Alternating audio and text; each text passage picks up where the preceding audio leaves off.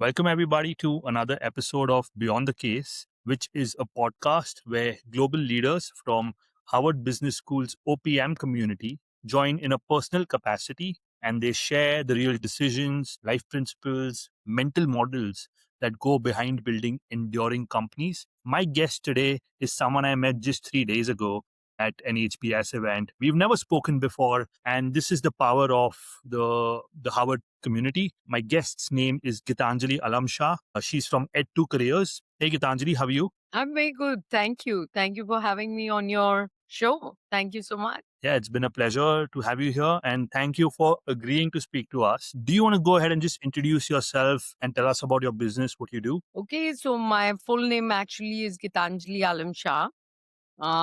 For some reason, everybody at Harvard called me G. In fact, interestingly, my certification came as G, and I ran back. I said, listen, guys, you need to change this. It's Geetanjali. So, what you know of my business just now, Soen, is what is my business today, and this is my 2.0. When I went to HBS, I was in travel business, and I went on and took the big step of jumping into aviation. I got involved with launching an airline in India, and that too international. I was flying the segment Delhi Baku Delhi. So very bold, very adventurous, very aggressive. Not the greatest of ideas, but I don't regret it. Great learning experience. At least now I know what not to do. So Incredible. And what was the airline called? So I had taken Azerbaijan airline on a wet lease, and I actually flew it for a year. Many learnings and great platform. It was great, except for the money that I lost, and I lost like how. I was almost grateful.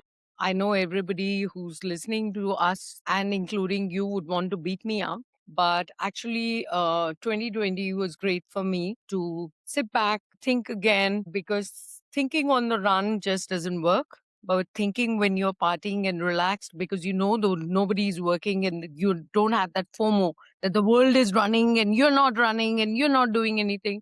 So it was great for me to say. So what you know of my company today, Aid to Careers, was actually launched in 2022, is when I went ahead and launched actually two businesses. I got involved with food business, which is Voyage of Wellness, and which is in institutional food catering. Aid to Careers is where we train and deploy talent from India for global workforce. And particularly, we are working in healthcare and hospitality. Sorry for the long introduction. I have a lot of questions, but I'm very fascinated by the fact that you had an aviation business. My Yes. understanding of the aviation space in India is that companies have struggled, airlines have always struggled for a number of reasons. And you can correct me if this is incorrect. Airline, the bigger issues, your barriers are your compliances to get in. It's very, very hard. It's very, very hard. In India, it'll be particularly hard, especially for a foreign airline to try and come in. Even as an Indian company, you want to launch an airline, the compliances, etc., are very, very hard. It's very strict. It's a very closed segment still, even though India is now coming up in a big way. We are looking for big investments in this sector because we have a large country and we hardly have airlines flying within the country, even international, with the sheer population and the growing middle class in India. It's but obvious aviation is going to explode. Okay. So, what got you so interested in the airline industry out of all the other business opportunities that you could have considered? Crazy, but I was in travel business and I used to do large groups. So I was in MICE business. That's when I came into Harvard, which is 2016. And my dean at the time, it was Anand Raman, and he would say, gee, actually, you're bigger than your business. And I think you've outgrown your business. You need to exit. And around that time, I came to know about this place, Baku. Some of my clients started inquiring about it. I said, okay, let me go and see. And I immediately knew. I will not go gung-ho over what Baku is, but I just knew Indians would love it. Let's just place it and park it there. I knew it's a segment that Indians would love it. I knew as in when this route opens, even connecting Indians from India going into Europe, it's a much shorter route. If you look at the map, you'll understand what I'm saying. If you do Delhi, Baku, Paris, you'll see it's a shorter route than doing the Delhi, Dubai, Paris. Just giving you a perspective on what I was thinking. Around that time, I saw this place and I was like, there are no direct carriers. And I myself had a lot of business which I needed to execute. And I said, okay, I've got a start. I already have a buyer. My buyer is my own company. The other company, my travel company, is my buyer. So I can leverage what I have to give me a kickstart into this business. And that's pretty much how I started it.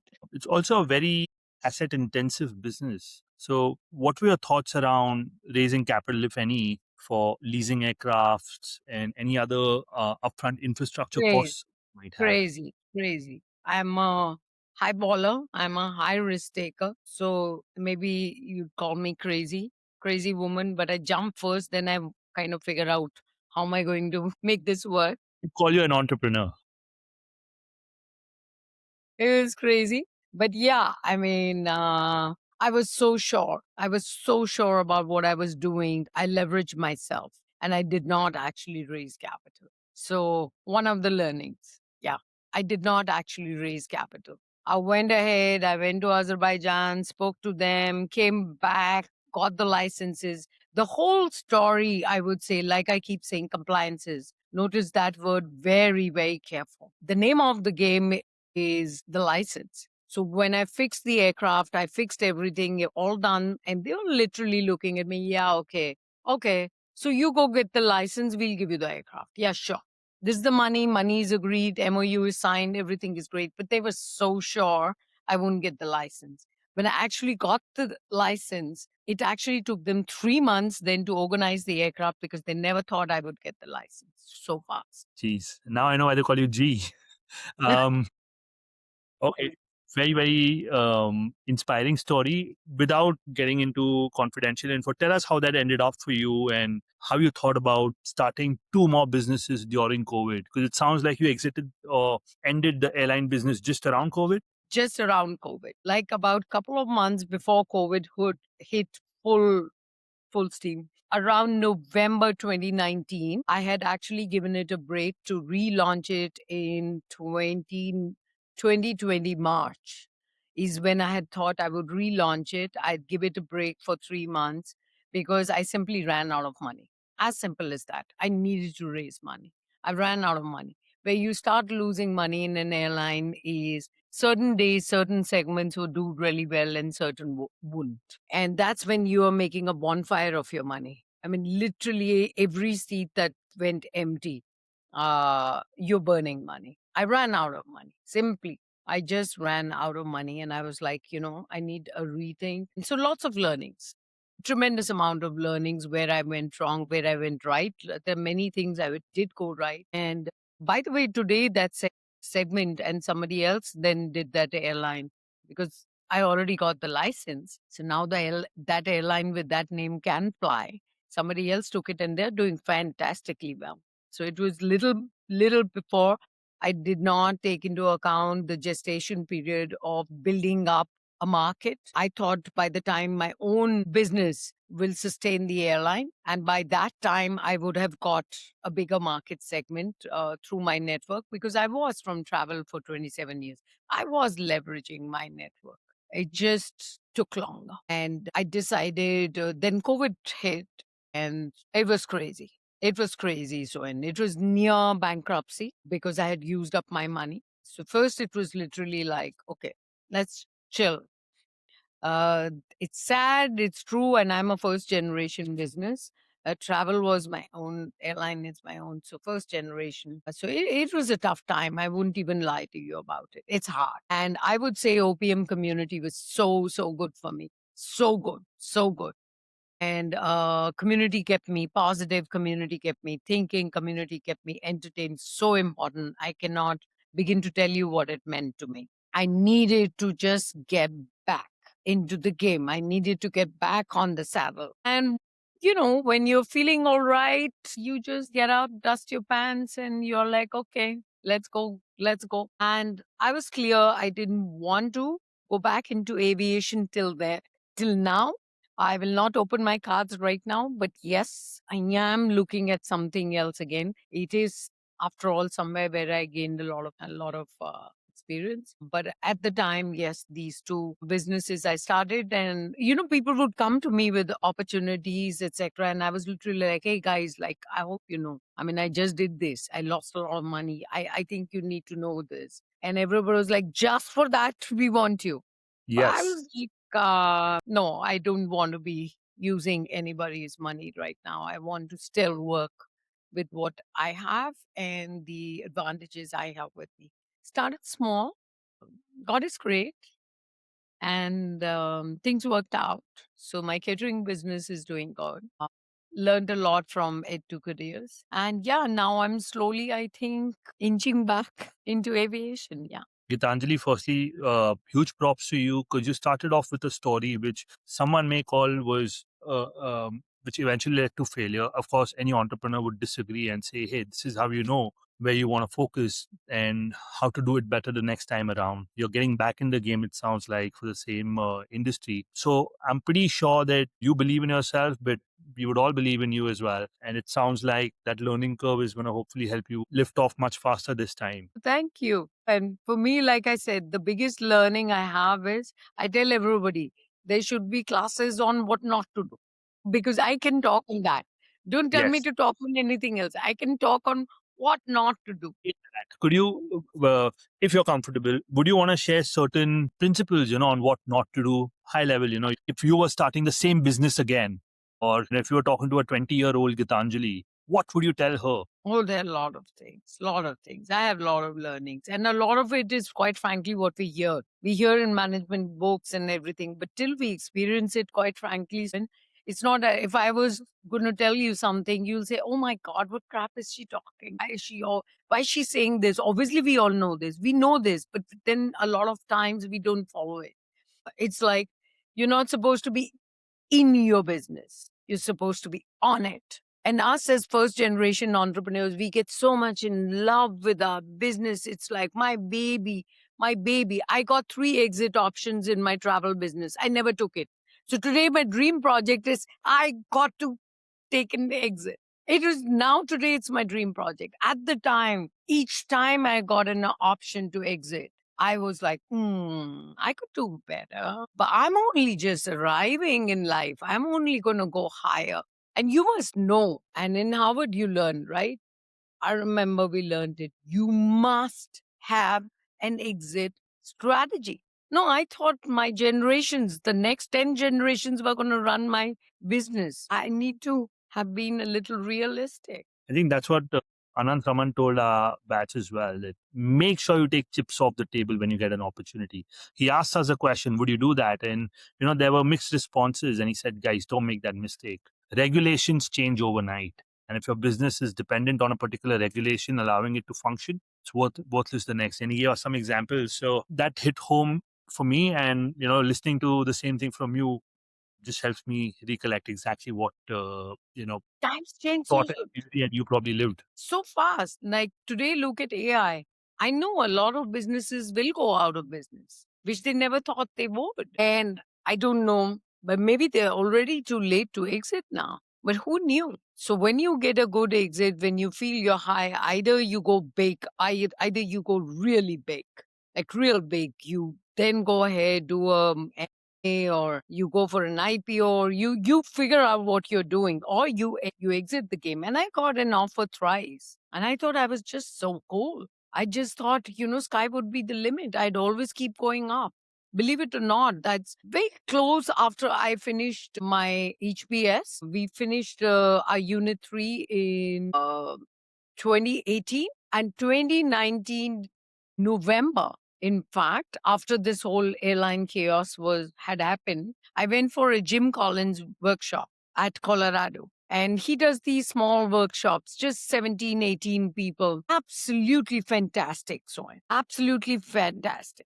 It was so crazy. And I don't know if you've read his book, How the Mighty Fall. Not that one. The other two I've read, Good to Great. Good to And Great, you must have read, and getting the 5 of his books, which are really incredible.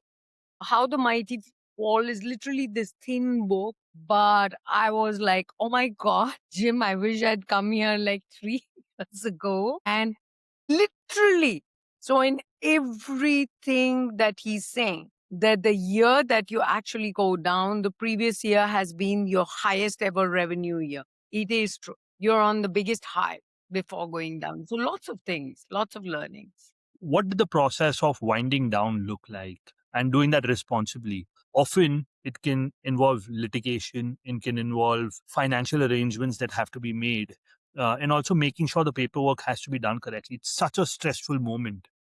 Terrible. What did that journey look like for you? I said I was a little blessed that COVID happened. I got a lot of time to put my house in order because everything, the world stopped. I had 47 litigations. Today, I have none. I have two, which are just, unnecessary ones. I've none, but I had the time. I would not say I'm so smart, I'm so clever, and I'm cat's whiskers and whatever. No.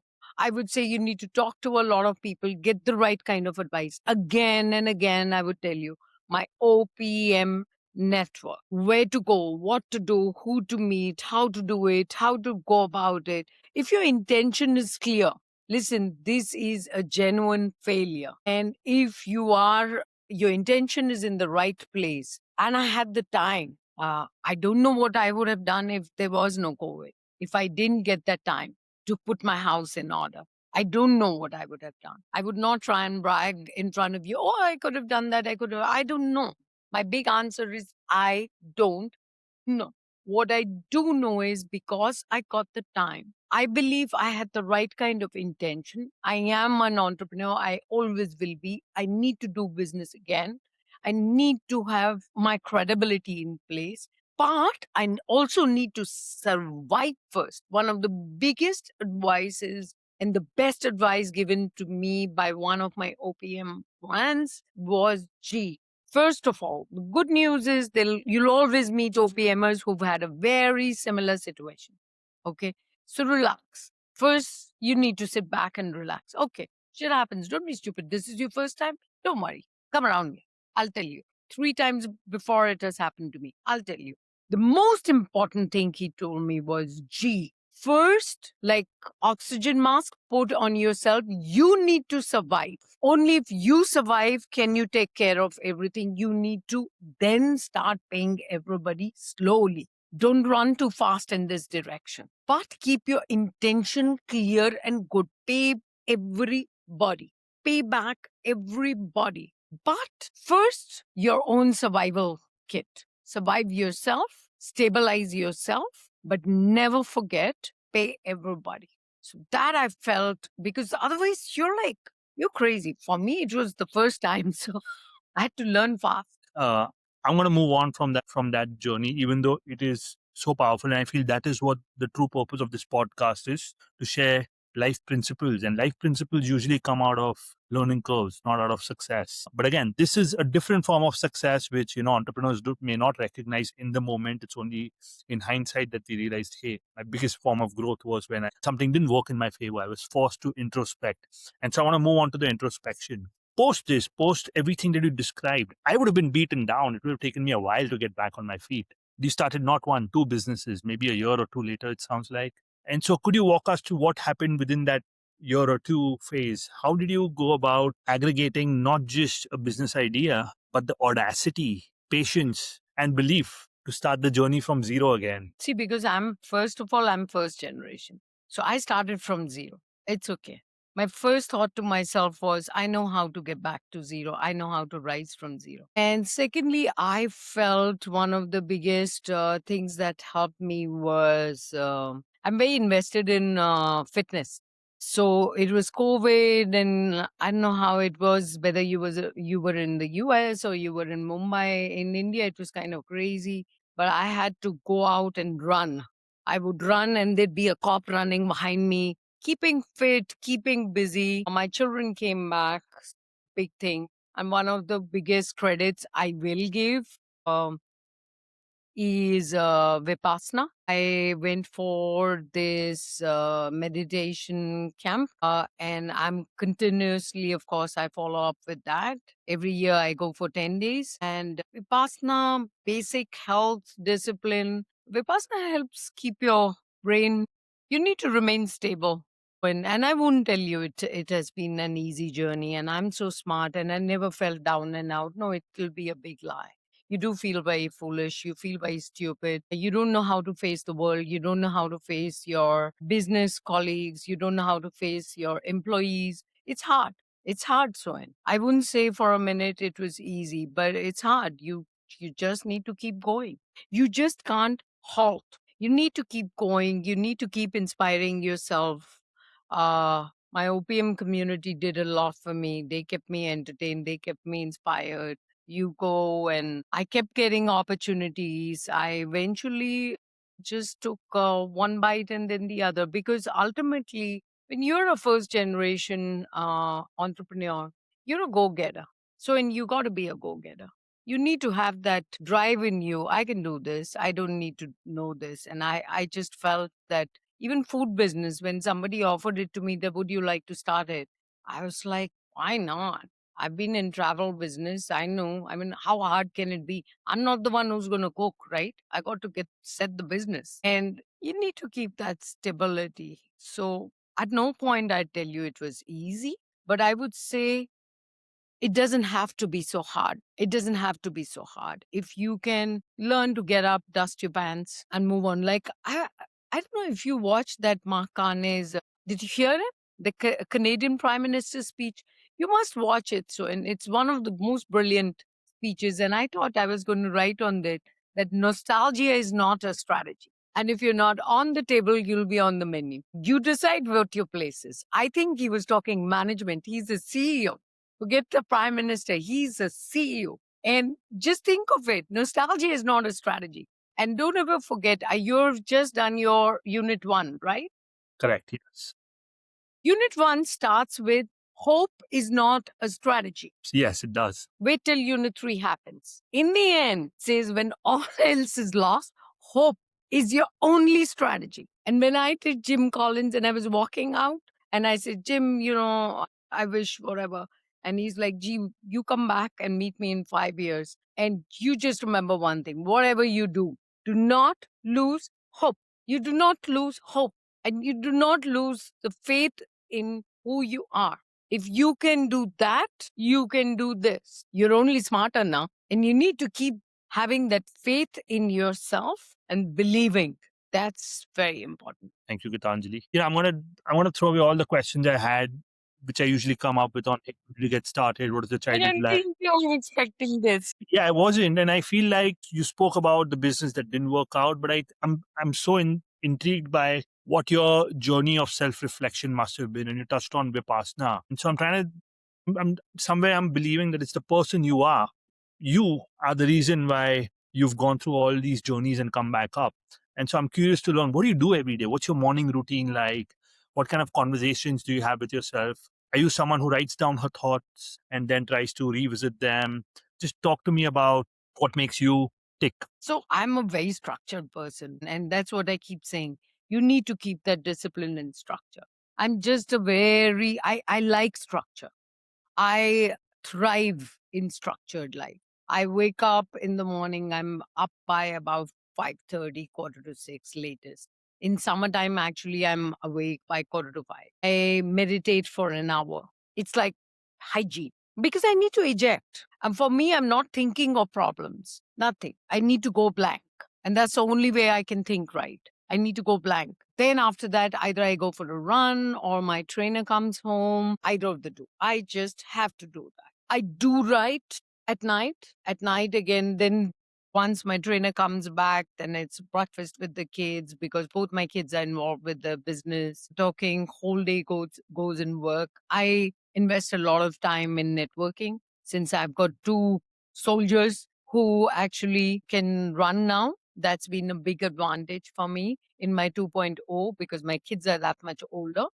My daughter is 28 and my son is 23. So My son looks after the food business, my daughter looks after this business, and I just give them Gyan. I give them just general vision, strategy. I support them with both these businesses. I also support them with business development. I love attending any of the. So, two things excite me. Anything to do with three, actually. Politics. I love politics, global politics.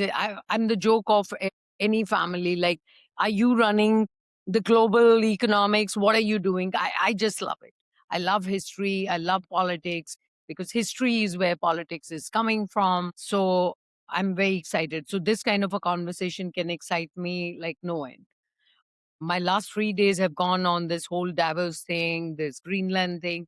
I love it. I love what's going on. I love to know. Second thing is anything to do with management, leadership, something like that. I love it. Recently, we had these 3, 4 professors from Harvard in Delhi. Just Monday, in fact, Monday evening, there was an event by Harvard Club of India, and I'd gone for that event. Love it. I love this.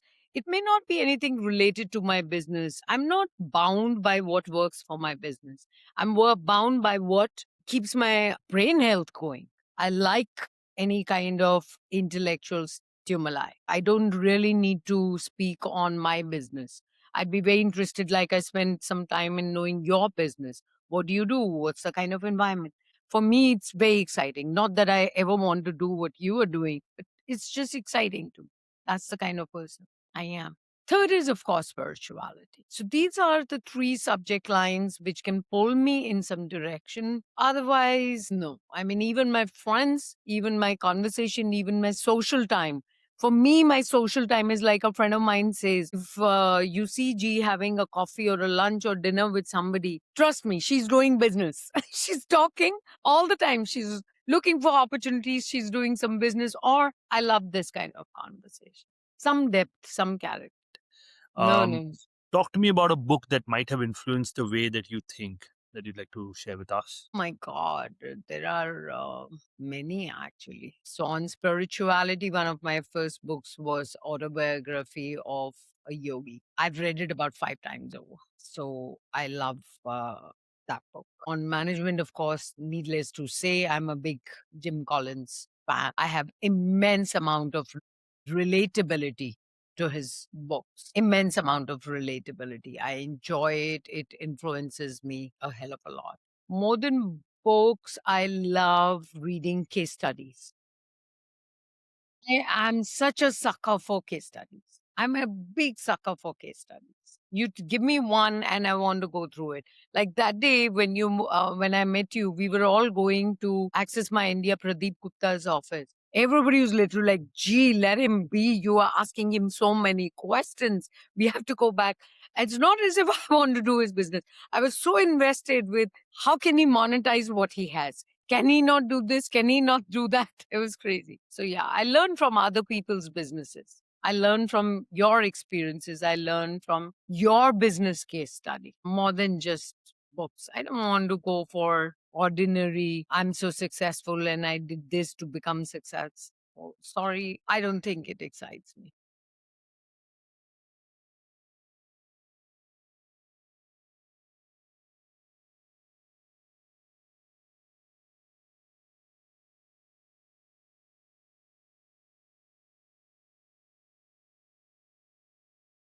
I'm a free soul. I still haven't raised any money and I still hesitate to raise any money. I'm a free spirit and I'm still a high baller. Still the same person. I am a high risk taker. And I would like the freedom of thinking outside the box. So I may start with one place and I may end up somewhere else. I may pivot, I may move. I like and dislike that about me. I also like it, I also dislike it because sometimes it's an asset, sometimes it's a big liability. Because I am very flexible in certain things depending on, like I keep saying, you might love your product, you might love your service. If I have no takers, then I better revisit what I'm doing. You got to hear the person who's going to buy it, who's going to buy your product, who's going to buy your service. If you have to make changes, then you do it. So, yeah. I thought I was actually realistic conversation. Yeah. Thank you. Thank you so much.